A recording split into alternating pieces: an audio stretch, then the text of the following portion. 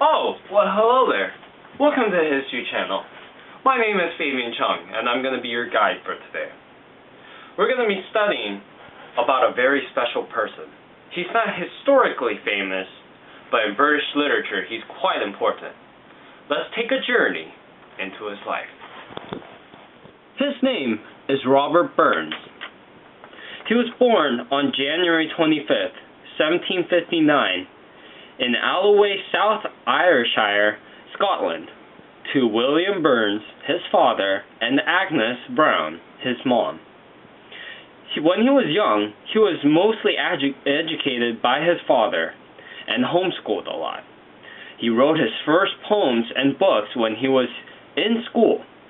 His teachers knew that he was something else when he composed a 13-line stanza when he was only 14. Robert Burns' hometown. It's a very small town, but it is very famous because he was born from there. Alloway, South Ayrshire, Scotland. A town full of cottage and farm. There's no school, so he had to self-educate himself. What we are looking at right now is Robert Burns' cottage. This is where he grew up, farmed, taught, and learned from his father. While we were doing some documentary reports here, and while we were excavating the area, we found some important digital pictures, and we would like to share it with you for the very first time in world broadcast. Let's take a journey into his younger years. I need you to push. I need you to push. Move, 42. No. 42. I'm all day. Let's go. Let's go. My car's dead. Oh, it's coming. Here it comes. It's coming. We see in this rare footage that Robert Burns is working on his first poem as a 14-year-old teenager. He would soon realize that he would be an author of over 600 poems, and his main influence is from the Bible and a lot of classical readings. But mainly, his inspiration comes from a lot of Scottish folk ballads. His first poem is a poem to his mother. It was a very difficult time in his life, where he was financially poor and he couldn't support his family. The title of the poem is Ah, Woe is Me, My Mother Dear. It was me, my mother dear, o strife and men you've bore me, for sair contention I maun bear, the hate revile and scorn me, and ne'er could lend on bill or band, that 5% might bless me, in borrowing on tight either hand, the dale and nae wad trust me. Yet I, a coin the night white, by fortune quite discarded. Ye see how I am, day and night, by lad and lass blackguarded.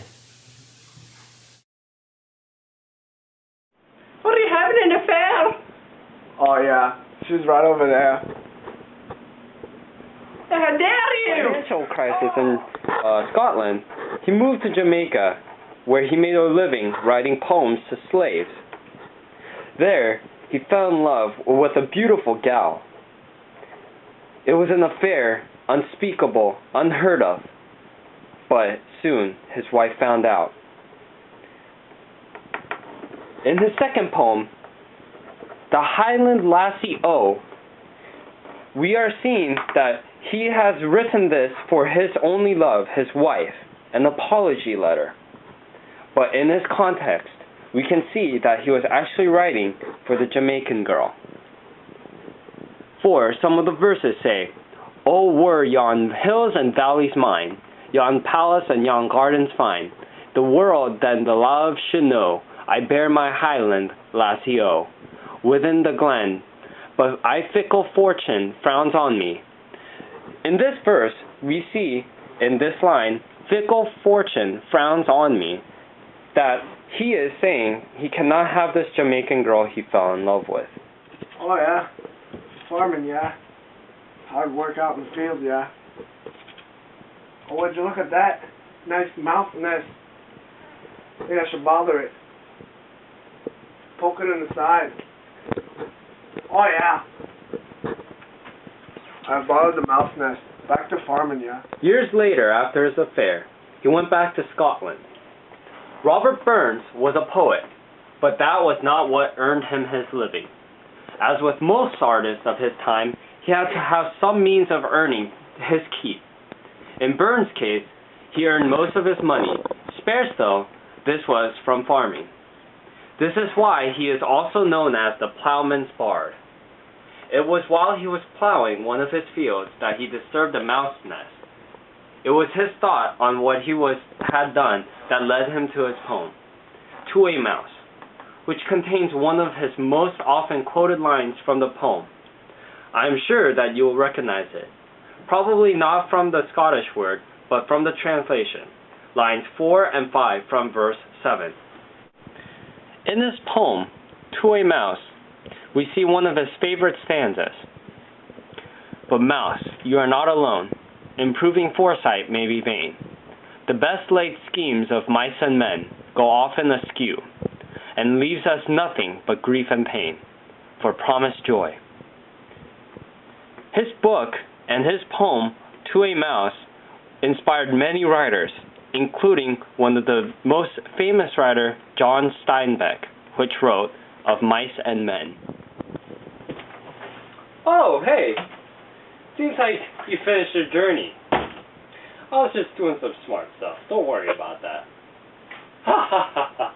But anyway, how'd you enjoy it? Robert Burns, he is a great man. His influence still influences us today. Actually, in Scotland, they have a holiday for him. He is known as the Prince of Poets in Scotland. And on certain days, called Burns Days, they recite his poems, sing his folk ballads to celebrate his honor and his tributaries to their great nation, Scotland. The end. Welcome to the History Channel, and see you next week. Oh yeah, we're done, yeah. Do a little dance. Teach me how to Dougie.